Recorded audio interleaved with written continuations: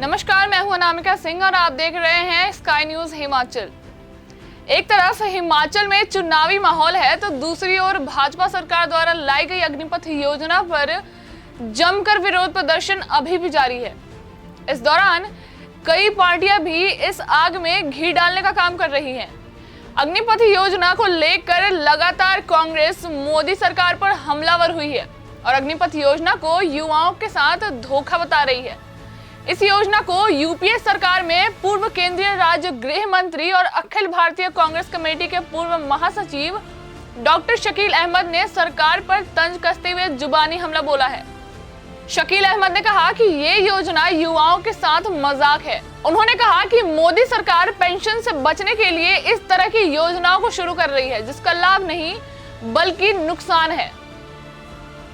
शकील अहमद इन दिनों हिमाचल प्रदेश के अपने निजी दौरे पर डलहौजी पहुंचे हुए हैं, जहां पर उन्होंने पत्रकार वार्ता के दौरान ये सभी आरोप सरकार पर लगाए हैं। इस दौरान उन्होंने कहा कि कांग्रेस के समय में 27 करोड़ लोग गरीबी रेखा से ऊपर उठाए गए थे और मोदी सरकार के कार्यकाल में 23 करोड़ लोग गरीबी रेखा से नीचे चले गए हैं।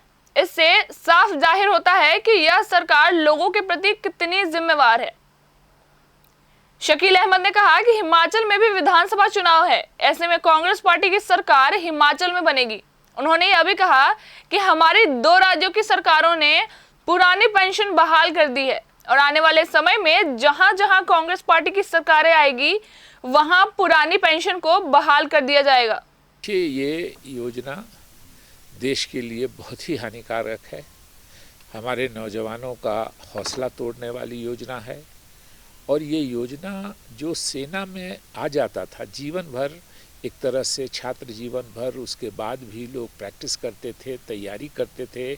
मध्य वर्ग के लोग, जो कम आय वर्ग के लोग हैं, वो अपने बच्चों को बड़ी मुश्किल से तैयार कराते थे, खर्च करके सारी सुविधाएं देके कि वो एक बार सेना में आ जाएगा तो उसका मान और सम्मान भी बढ़ेगा। देश के प्रति जो उसका प्रेम है, उसकी ललक है देश के लिए काम करने की, इन सब भावनाओं पे कुठाराघात किया है मोदी जी ने और मोदी जी की सरकार ने। और ये तो मोदी जी का फैसला होता है, सारा फैसला जो होता है सरकार में, और ये सिर्फ इसलिए कि पेंशन का पैसा बच जाए, फौजियों का पेंशन नहीं देना पड़े फौजियों को, इसके लिए ये काम किया गया है।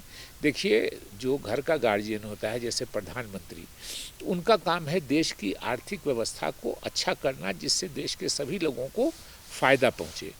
मनमोहन सिंह जी के शासनकाल में जो 10 साल यूपीए का रहा, 27 करोड़ लोगों को गरीबी रेखा से ऊपर उठाया गया।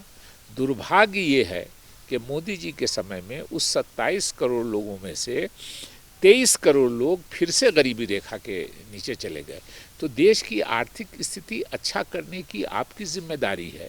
तो आप अगर देश की आर्थिक स्थिति ठीक नहीं कर पा रहे हैं तो सेना को कमज़ोर कर रहे हैं। सेना की संख्या एक आंकड़ा है, अभी हम लोगों के पास, हमारे देश के पास 14 लाख से अधिक सेना है।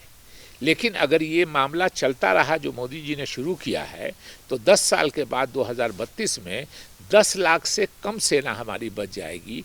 चीन हमारे बगल में सेना बढ़ाए जा रहा है।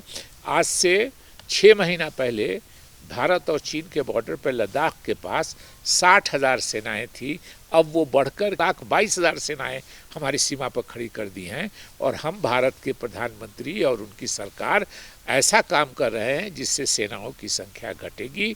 21 साल की उम्र में कोई नौजवान रिटायर हो जाएगा। किसी ने ठीक कहा कि भरी जवानी में भूतपूर्व बनाने की ये मोदी जी की अभूतपूर्व योजना है कि हमारे नौजवानों को भरी जवानी में वो रिटायर करा देंगे 21 साल की उम्र में।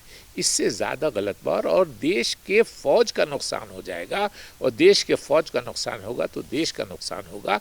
ये बहुत ही, इस पर फिर से कंसीडर करना चाहिए और फिर से जो पुरानी योजना थी सेना में भर्ती की उसको शुरू करना चाहिए।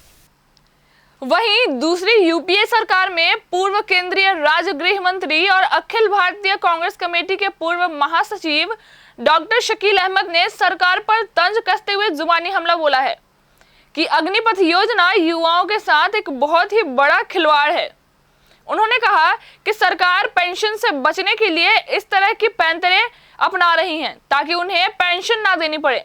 उन्होंने कहा कि हिमाचल प्रदेश में भी कांग्रेस पार्टी की सरकार बनेगी और यहाँ पर भी पुरानी पेंशन बहाल कर देंगे। हमारी सरकार ने 2 राज्यों में पुरानी पेंशन को बहाल करके दिखाया है। चंबा से मंजूर पठान की रिपोर्ट, स्काई न्यूज हिमाचल।